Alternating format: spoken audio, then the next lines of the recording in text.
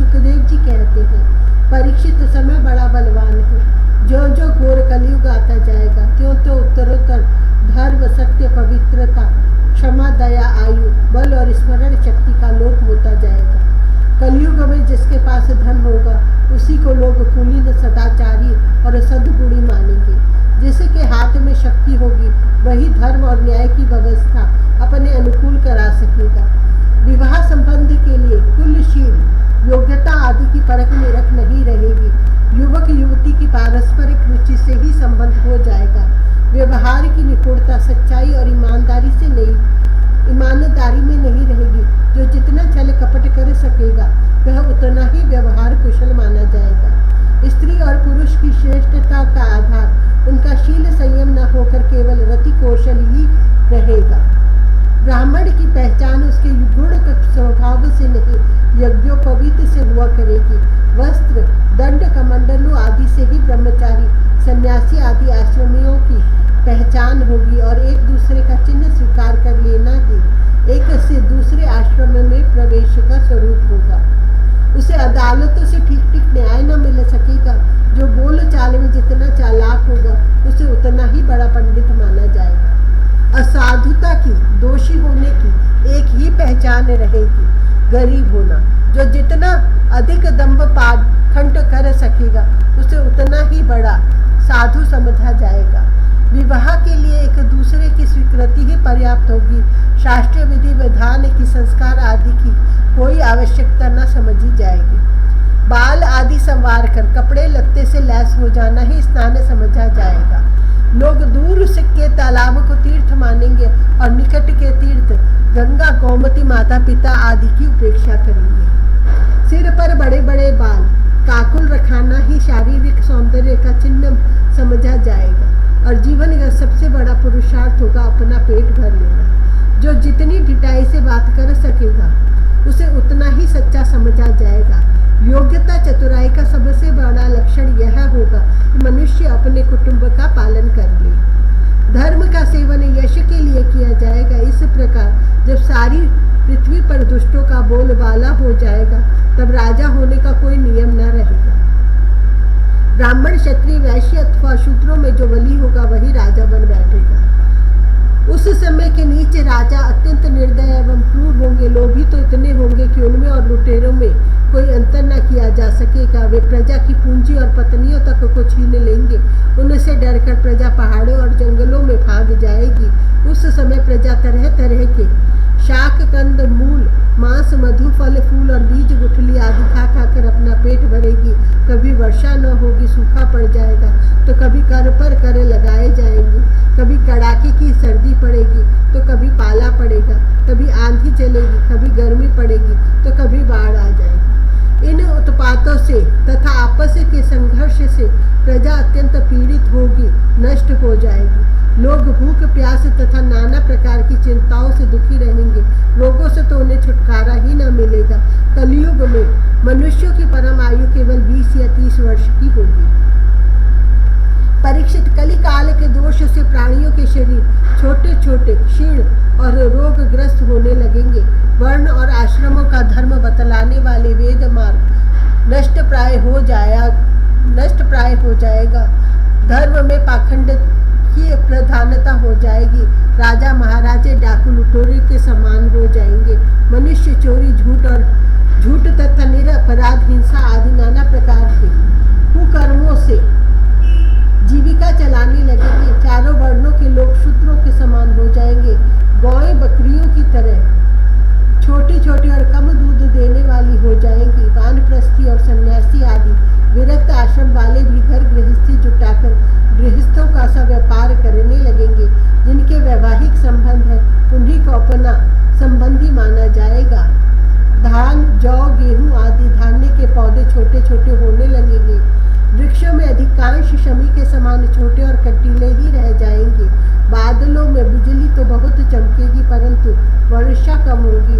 गृहस्थों के घर अतिथि सत्कार या वेद ध्वनि से रहित होने के कारण अथवा जनसंख्या घट जाने के कारण सूने सूने हो जाएंगे। परीक्षित, अधिक क्या कहें।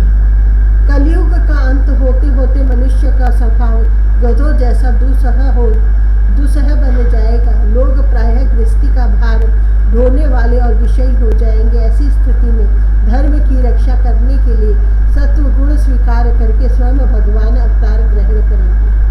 प्रिय परीक्षित, सर्वव्यापक भगवान विष्णु सर्वशक्तिमान है। वे सर्वस्व रूप होने पर भी चराचर जगत के सच्चे शिक्षक सद्गुरु हैं। वे साधु सज्जन पुरुषों के धर्म की रक्षा के लिए उनके कर्म का बंधन काटकर उन्हें जन्म मृत्यु के चक्र से छुड़ाने के लिए अवतार ग्रहण करते हैं। उन दिनों शांभल ग्राम में विष्णु यश नाम के एक श्रेष्ठ ब्राह्मण होंगे। उनका हृदय बड़ा उदार एवं भगवत भक्ति से पूर्ण होगा। उन्हीं के घर कल्कि भगवान अवतार ग्रहण करेंगे। श्री भगवान ही अष्ट सिद्धियों के और समस्त सद्गुणों के एकमात्र आश्रय हैं। समस्त चराचर जगत के वे ही रक्षक और स्वामी हैं। वे देवदत्त नामक शीघ्रगामी घोड़े पर सवार होकर दुष्टों को तलवार की घाट उतार कर ठीक करेंगे। उनके रोम रोम से अतुलनीय तेज की किरणें छिटकती होंगी। वे अपने शीघ्रगामी घोड़े से पृथ्वी पर सर्वत्र विचरण करेंगे और राजा के वेश में छिपकर रहने वाले कोटि कोटि डाकुओं का संहार करेंगे। प्रिय परीक्षित, जब सब डाकुओं का संहार हो चुकेगा तब नगर की और देश की सारी प्रजा का हृदय पवित्रता से भर जाएगा, क्योंकि भगवान कल्कि के शरीर में लगे हुए अंगराग का स्पर्श पाकर अत्यंत पवित्र हुई वायु उनका स्पर्श करेगी और इस प्रकार वे भगवान के श्री विग्रह की दिव्य गंध प्राप्त कर सकेंगे।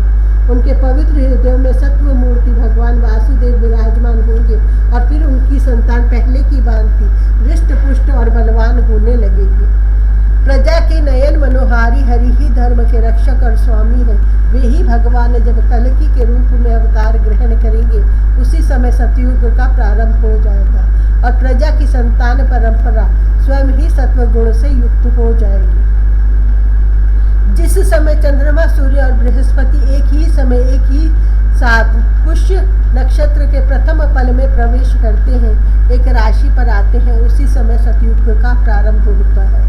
परीक्षित, चंद्रवंश और सूर्यवंश में जितने राजा हो गए या होंगे उन सबका मैंने संक्षेप में वर्णन कर दिया। तुम्हारे जन्म से लेकर राजा नंद के अभिषेक तक 1115 वर्ष का समय लगेगा। जिस समय आकाश में सप्त ऋषियों का उदय होता है उस समय पहले उनमें से 2 ही तारे दिखाई पड़ते हैं। उनके बीच में दक्षिणोत्तर रेखा पर समभाग में अश्विनी आदि नक्षत्रों में से एक नक्षत्र दिखाई पड़ता है।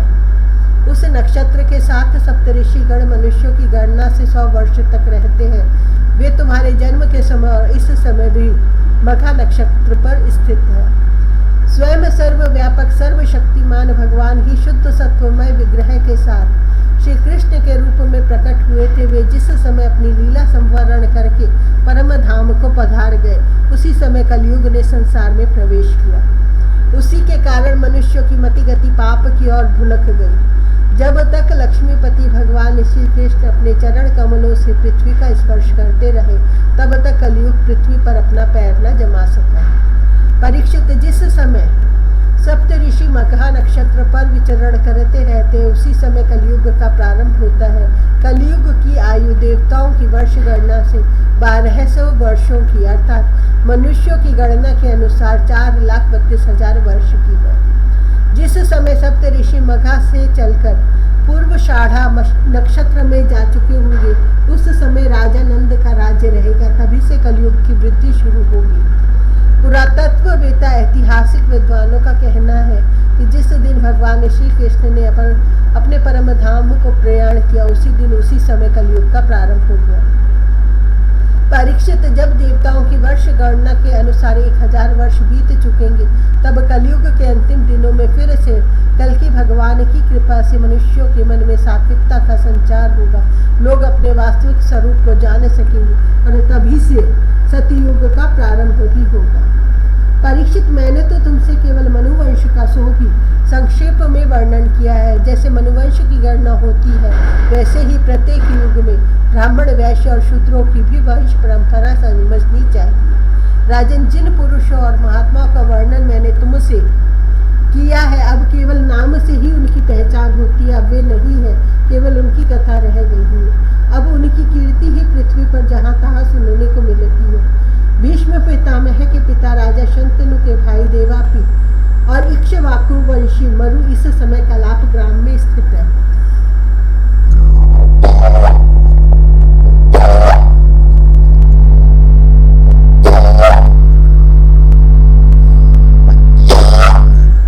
वे बहुत बड़े योग बल से युक्त हैं। कलयुग के अंत में कल्कि भगवान की आज्ञा से वे फिर यहाँ आएंगे और पहले की भांति ही वर्णाश्रम धर्म का विस्तार करेंगे। सतयुग, त्रेता, द्वापर और कलयुग यही 4 युग है। ये पूर्वोक्त क्रम के अनुसार अपने अपने समय में पृथ्वी के प्राणियों पर अपना प्रभाव दिखाते रहते हैं। परीक्षित, मैंने तुमसे जिन राजाओं का वर्णन किया है वे सब और उनके अतिरिक्त दूसरे राजा भी इस पृथ्वी को मेरी मेरी करते रहे, परंतु अंत में मरकर धूल में मिल गए। इस शरीर को भले ही कोई राजा कह ले, परंतु अंत में यह कीड़ा, विष्ठा अथवा राख के रूप में ही परिणत होगा, राख ही होकर रहेगा। इसी शरीर के या इसके संबंधियों के लिए जो किसी भी प्राणी को सताता है वह न तो अपना स्वार्थ जानता है और न तो परमार्थ, क्योंकि प्राणियों को सताना तो नरक का द्वार है। वे लोग यही सोचा करते हैं कि मेरे दादा परदादा इस अखंड भूमंडल का शासन करते थे, अब यह मेरे अधीन किस प्रकार है और मेरे बाद मेरे बेटे पोते मेरे वंशज किस प्रकार इसका उपभोग करेंगे। वे मूर्ख इस आग, पानी और मिट्टी के शरीर को अपना आपा मान बैठते हैं और बड़े अभिमान के साथ डींग हाँकते हैं कि यह पृथ्वी मेरी है। अंत में वे शरीर और पृथ्वी दोनों को छोड़कर स्वयं ही अदृश्य हो जाते हैं। प्रिय परीक्षित, जो नरपति बड़े उत्साह और बल पौरुष से इस पृथ्वी के उपभोग में लगे रहे, उन सबको काल ने अपने विकराल गाल में धर दबाया। अब केवल इतिहास में उनकी कहानी ही शेष रह गई है।